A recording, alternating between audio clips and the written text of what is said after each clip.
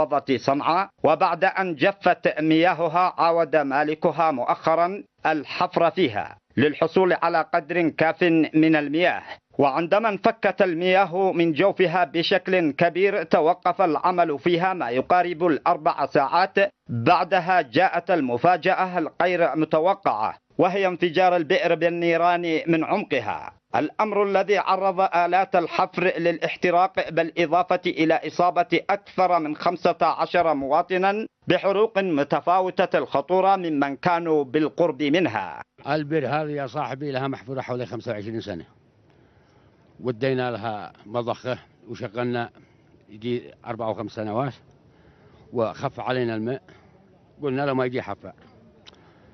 ذا الحين جاء الحفر هذا فعلنا برهانها، طلعناه قلنا نغمق، كانت 770 هكذا، طلع اشتغل فيها قد نزلها يمكن 160 170، بدا ماء، وقلنا ما بلا يزيد أوطي علشان يقع ماء مضمن، دق في ميلة وثنين هكذا في قذف اسود، طالع ماء واجد. الماء هذا اللي يقول لك انه يعني متلوث. لا، وقف الحفار وجلس يضخ من الساعة 11 العشي، لا يمكن قدام الظهر اليوم وبيضخ ماء. احنا كنا هنا عدة ناس ولا شفنا الا لمعت بالحريق. ايه نعم، كانوا ناس حولها خيرات حرقوا يجي 15 من اصحابنا من القرية، ناس وجهوا وناس رجلهم، هربوا خلق الله.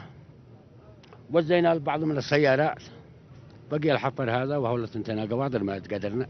الجدير ذكره أن أكثر من 5 سيارات إطفاء وصلت المكان لإطفاء النيران المشتعلة، إلا أنها عجزت في ذلك، لتنصرف بعد ذلك عاجزة عن إخماد هذه النيران المتفجرة من عمق هذه البئر الغريبة.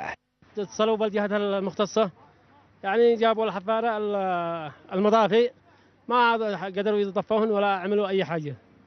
استدعوا شركة النفط يجيبوا خبراء لهنا، قالوا ما نش ولا حاجة.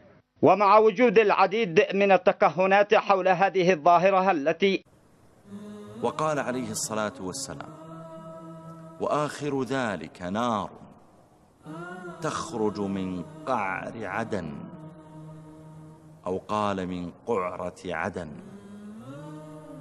تسوق الناس إلى محشرهم.